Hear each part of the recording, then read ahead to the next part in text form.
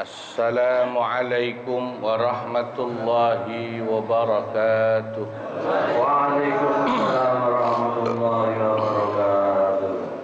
Ya Rabbi bil Mustafa balligh maqasidana waghfir lana ma madha ya wasi'al karami. Ya Rabbi bil Mustafa balligh maqasidana waghfir lana ma madha ya wasi'al karami. مولاي صل وسلم دائما أبدا على حبيبك خير الخلق كلهم. Ya Rabbi bil Mustafa balligh maqasidana waghfir lana ma madha ya wasi'al karami. والحبيب الذي ترجى شفاعته لكل هول من الأهوال مقتحم. Ya Rabbi bil Mustafa balligh maqasidana waghfir lana ma madha ya wasi'al karami. دعا إلى الله فالمستمسكون به مستمسكون بحبل غير منفصم. Ya Rabbi bil Mustafa balligh maqasidana waghfir lana ma madha ya wasi'al karami.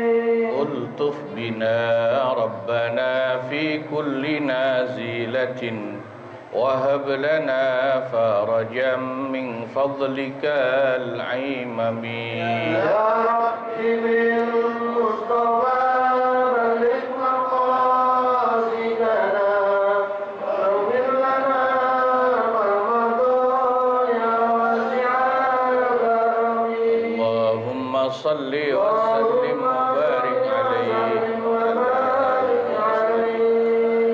إلى حضرة النبي المصطفى سيدنا محمد صلى الله عليه وسلم، خصوصا شيخنا المكرم ومؤلف هذا الكتاب وشارحه رضي الله عنهم، شيء لله لهم الفاتحة.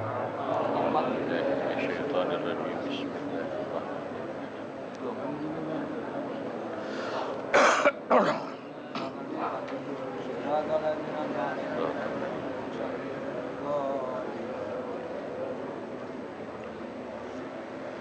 بسم الله الرحمن الرحيم.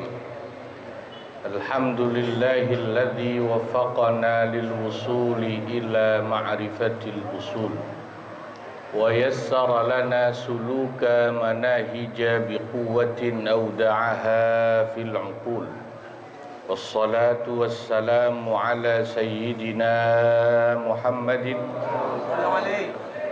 وعلى آله وأصحابه الفائزين من الله بالقبول. أما بعد، حضرات المحترمين والmuhtaramat, para guru, para asatidz, para sesepuh, wa fil muqaddimah guru kita Bapak Haji Muhammad Ja'far, meskipun hari ini tidak bisa hadir, mudah-mudahan senantiasa diberikan sehat wal afiah.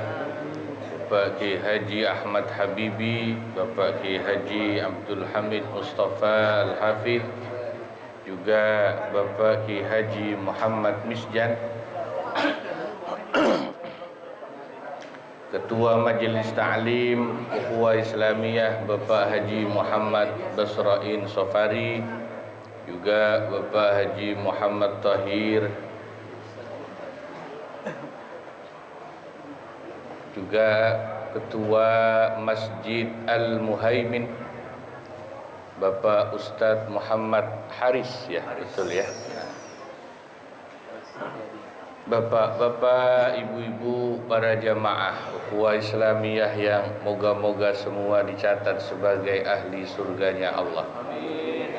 Alhamdulillah pada kesempatan pagi hari ini kembali kita hadir untuk ta'lim rutin Majlis Ukhuwah Islamiyah. Mudah-mudahan semua diberikan barokah panjang umur, sehat wal afiyah. Mari kita lanjutkan pagi ini ngaji kitab Fathul Mu'in halaman 61 dari atas ya.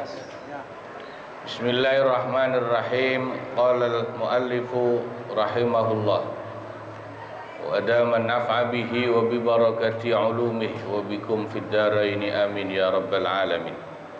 Wa furiqa bainal qadi wal wali, dan dibedakan antara qadi atau hakim dengan wali.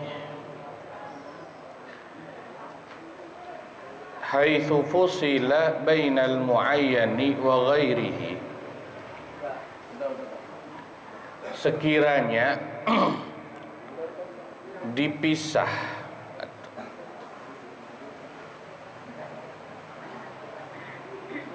antara suami yang muayyan ditentukan atau diketahui secara pasti dan suami yang tidak muayyan. Fi dzalika duna hadza, dalam syarat menetapkan perceraian untuk suami yang tidak muayyan, duna hadza, tapi tidak disyaratkan adanya surat ketetapan cerai untuk suami yang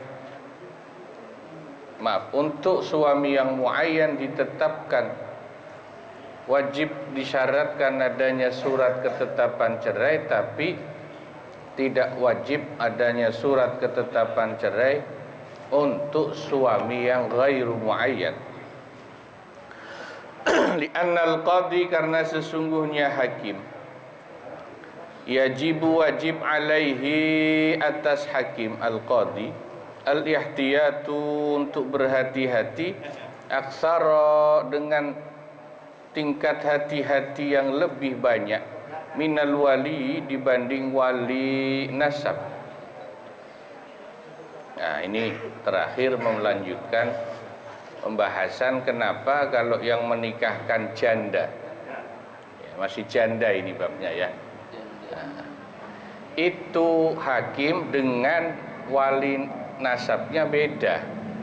Kalau wali hakim itu kalau menikahkan janda yang suaminya muayyan, artinya diketahui suami sebelumnya itu, maka harus ada surat ketetapan cerai. Tapi kalau ghairu muayyan tidak wajib.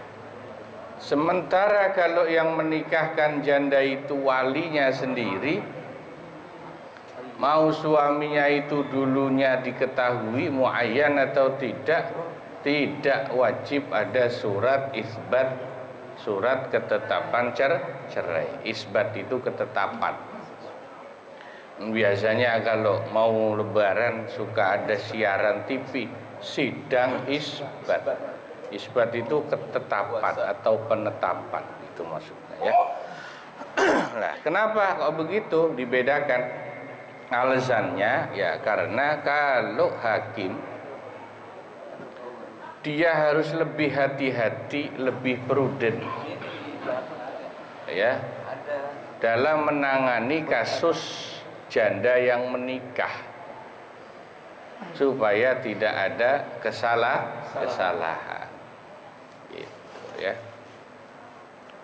Nanti sama berikutnya akan dibahas tentang hukum mewakilkan menjadi wali nikah.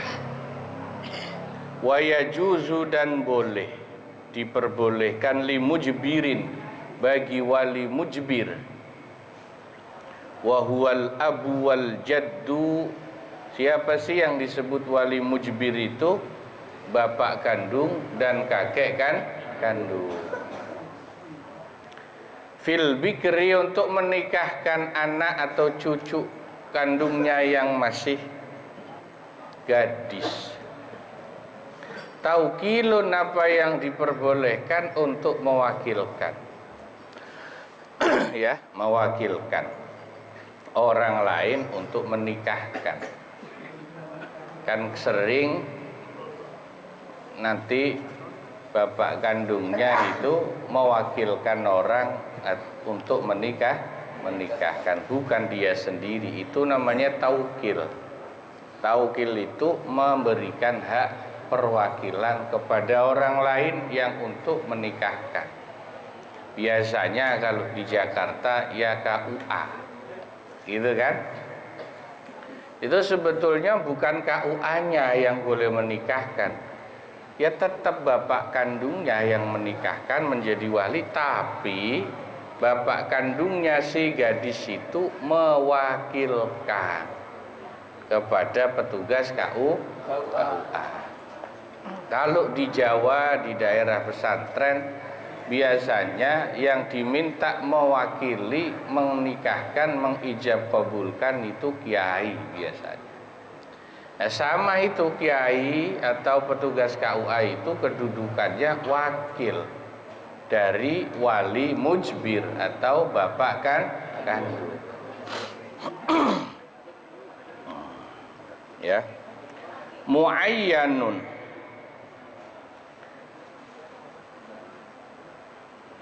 kepada laki-laki yang telah ditentukan. Ya, siapa orangnya maksudnya, untuk menikahkan, untuk mengawinkan. Sahha tazwijuhu, yang penting secara agama sah laki-laki yang diwakilkan itu untuk menikahkan. Fi tazwiji mauliyatihi, untuk menikahkan anak perempuan atau cucu perempuannya. Bi ghairi idniha, meskipun tanpa izin si anak gadis itu. Nah, jadi mewakilkan itu nggak harus izin dulu, tidak harus izin dulu.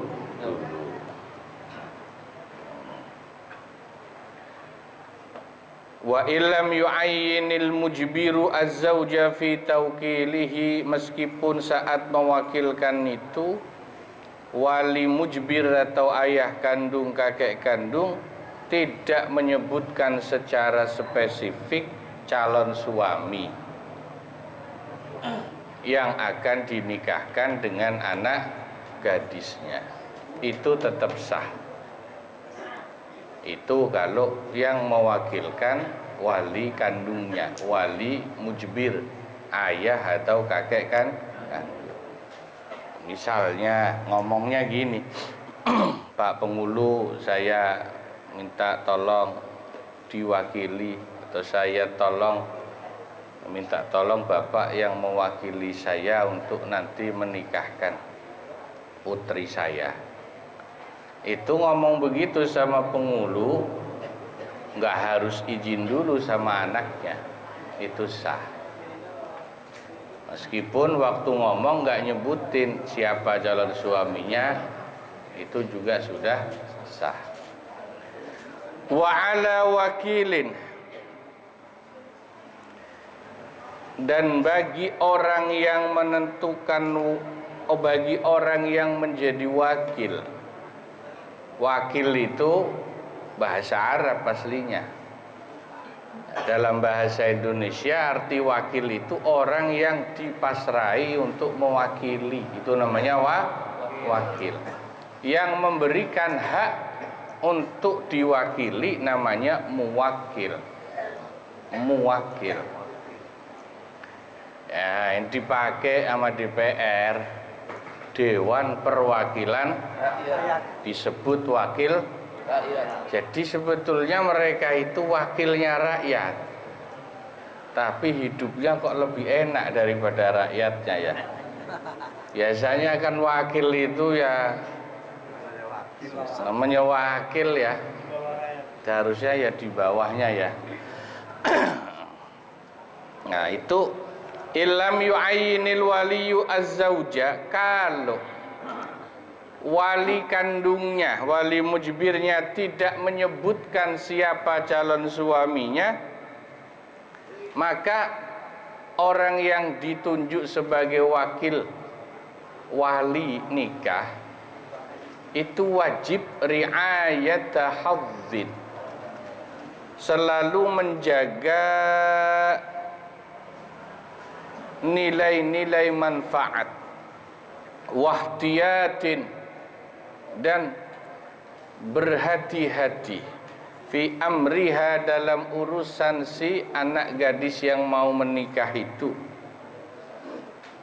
Maka fa in zawwajaha, kalau wakil yang ditunjuk itu menikahkan si anak gadis tadi bi ghairi kuf'in, dengan suami yang tidak sekufu, tidak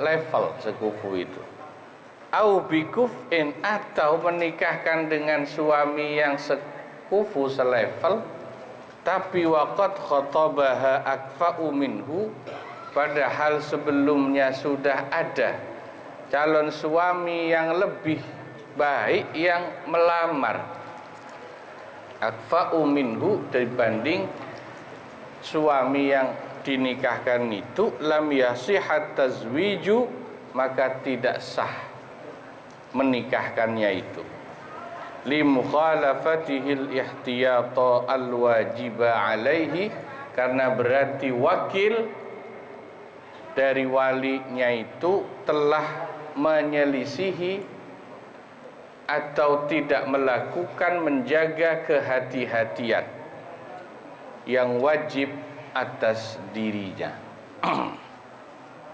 Itu. Jadi prinsipnya begini, kalau yang namanya wakil bukan wali aslinya, itu harus hati-hati, gak boleh sembarangan dalam hal menikahkan. Sama seperti dalam kasus yang tadi pertama, menikahkan janda ya. Kalau yang menikahkan itu penghulu, beda dengan bapaknya janda itu. Karena penghulu itu statusnya wakil, maka harus hati-hati. Kenapa? Harus ada surat ketetapan cerai dulu. Kalau bapak kandungnya atau wali kandungnya, tidak harus ada surat cerai dulu, bisa langsung menikahkan janda itu. Karena tadi penghulu atau hakim hakikatnya berkedudukan sebagai wakil. Nah, yang namanya wakil itu kalau dalam kitab Fathul Mu'in ini harus hati-hati dalam melaksanakan tugas perwakilannya, tidak boleh sembarangan. Wong namanya wakil, berarti kan bukan yang punya sendiri ya kalau wakil itu kan ya. Ya, benar apa benar? Ibarat kita punya motor. Kalau ada orang minjem, itu kan berarti atau orang kita titipin motor kita. Nih motor saya kamu pakai buat nganter barang misalnya ke sono. Itu berarti orang yang bawa motor kita kan bukan yang punya motor. Betul ya? Namanya wakil kan statusnya ya, orang yang amanati. Orang kalau jadi wakil itu statusnya orang yang pegang amanah. Kan gitu.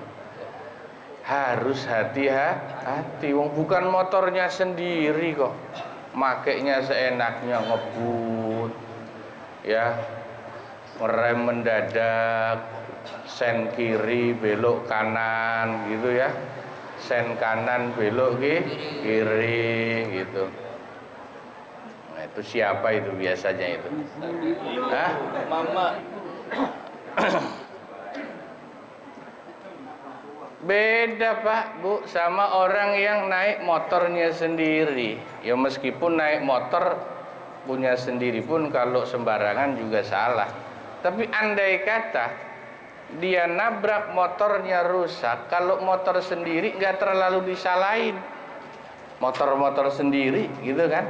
Tapi kalau motor orang yang kita pinjem sampai rusak karena kita naiknya nggak bener, kan salahnya banyak kita berarti. Bukan motor sendiri, kenapa sampai kita rusakin? Itu kira-kira begitu contohnya. Kalau orang diberikan amanah menjadi wakil. Makanya dalam hal kasus menjadi wakil wali nikah harus hati-hati. Ya, tidak boleh sampai salah menikahkan dengan calon suami.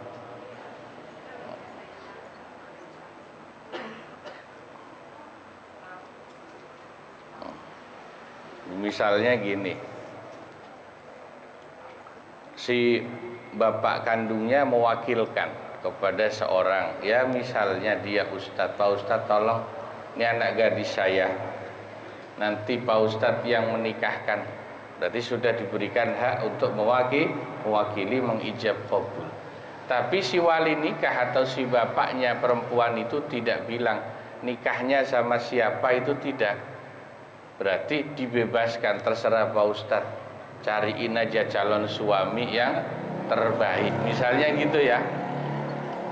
Maka Ustadz yang ditunjuk untuk mencari calon suami buat si anak gadisnya bapak itu nggak boleh sembarangan nyari calon suami.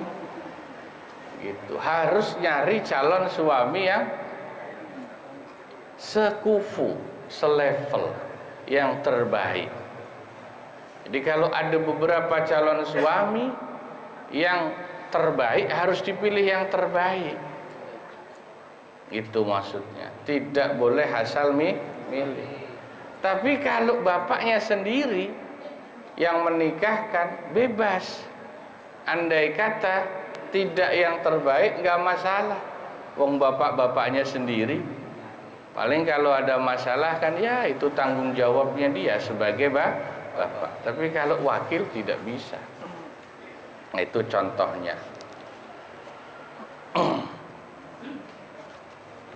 Atau jangan-jangan malah ustadznya sendiri yang menikahi, kan malah repot. Wong disuruh nyariin jodoh buat anaknya. Nanti ya. Wa yajuzu, dan diperbolehkan at-tauqilu li ghairihi ay ghairil mujbir. Wali nikah selain wali mujbir, berarti selain bapak kandung atau kakek kandung.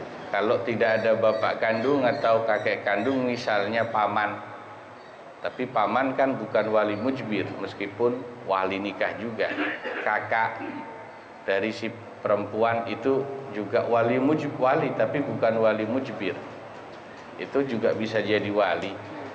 Itu juga boleh mewakilkan untuk menikahkan. Ya. Bi alam yakun aban wala jaddan fil bikri, dengan gambaran walinya itu bukan bapak kandung atau kakek kandung, untuk mewakilkan menikahkan anak gadisnya. Au kanat mauliyatuhu sayyiban, atau menikahkan pengantin yang statusnya sudah janda, tidak gadis.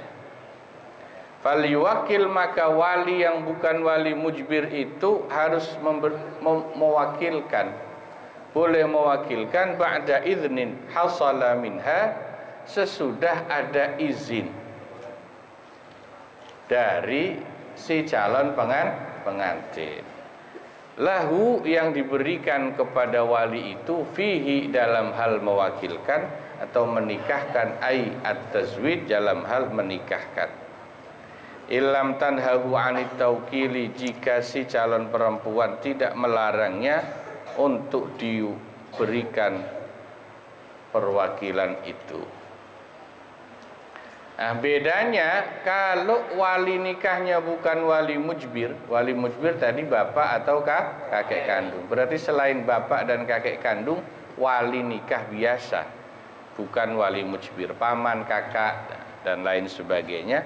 Kalau mau mewakilkan boleh, tapi harus izin dulu sama calon pengantinnya, bahasa gampangnya gitu. Tapi kalau wali mujbir tidak harus izin. Tidak harus izin dulu sama si calon pengantin. Wa idza ayyanat lil wali rajulan, dan apabila anak calon pengantin, anak perwalian itu maksudnya calon pengantinnya itu telah menentukan calon suaminya sendiri kepada walinya, fal yu'ayyinhu lil wakil, maka wali nikahnya harus juga menyebutkan calon suami itu kepada orang yang disuruh mewakili. Misalnya si calon pengantin sudah punya pilihan, saya mau nikahnya sama si fulan, misalnya gitu. Maka walinya harus menyebutkan itu kepada nanti orang yang disuruh mewakili untuk menikahkan. Pak Ustadz, tolong nikahin itu ponakan saya, tapi calon suaminya ini, soalnya dia mintanya calon suaminya si fulan. Harus disebut begitu sesuai keinginan si calon pengantin. Wa illa, kalau tidak disebutkan calon suaminya, lam yasihha tazwijuhu, maka tidak sahlah wakil yang menikahkan itu. Walau liman ayyanathu, meskipun saat itu dia menikahkan kepada calon suami yang ditentukan oleh si perempuan.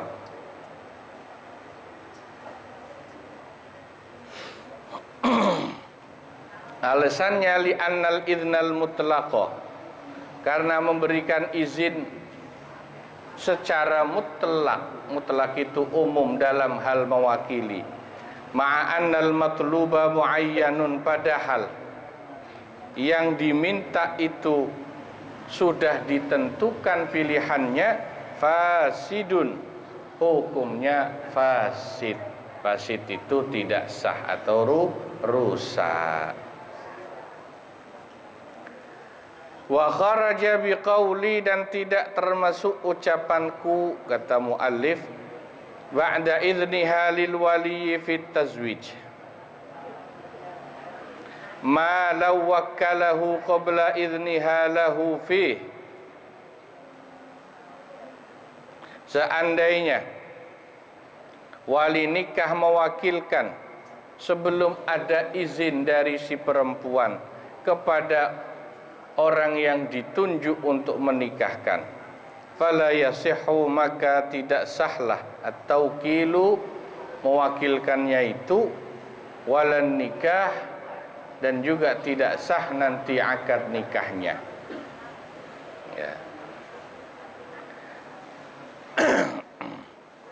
Naam, iya betul. Law wakala qabla ay ya'lama idnaha lahu, seandainya wali nikah itu mewakilkan sebelum diketahui akan adanya izin dari si perempuan kepadanya, dhannan, karena dia menyangka, jawazat tauqili qabla al-idzni, akan kebolehan mewakilkan sebelum ada izin, fazawwajahal wakilu, kemudian orang yang disuruh mewakili menikahkan, sahha, maka bisa saja hukumnya nikah itu tetap sah. Intabayyana, kalau kemudian menjadi jelas, annaha, bahwa sesungguhnya si pengantin perempuan kanat azinat qabla tauqil, sudah memberikan izin sebelum dia ditunjuk menjadi wakil.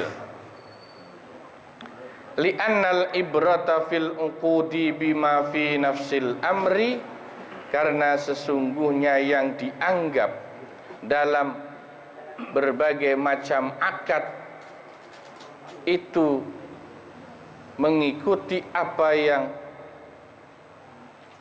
sesuai dengan perkara itu.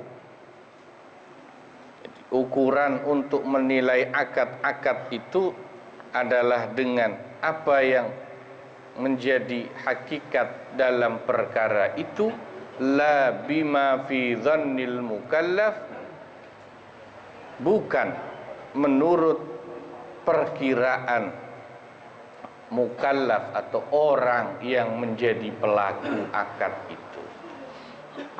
Nah, gini. Kan kalau bukan wali mujbir harus izin dulu ya. Kalau mau ngasih tunjuk atau memberikan hak perwakilan. Andai kata begini Pak, harusnya kan nggak sah tuh.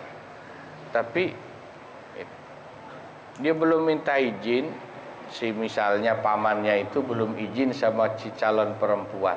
Tapi dia punya dugaan misalnya. Bolehlah pastilah, masa nggak boleh sih meskipun saya nggak ngomong. Terus dia menunjuk orang untuk mewakili. Pak Ustadz tolong nanti diwakili Pak Ustadz aja yang menikahkan ponakan saya misalnya gitu. Kemudian wakil itu yang ditunjuk menikahkan.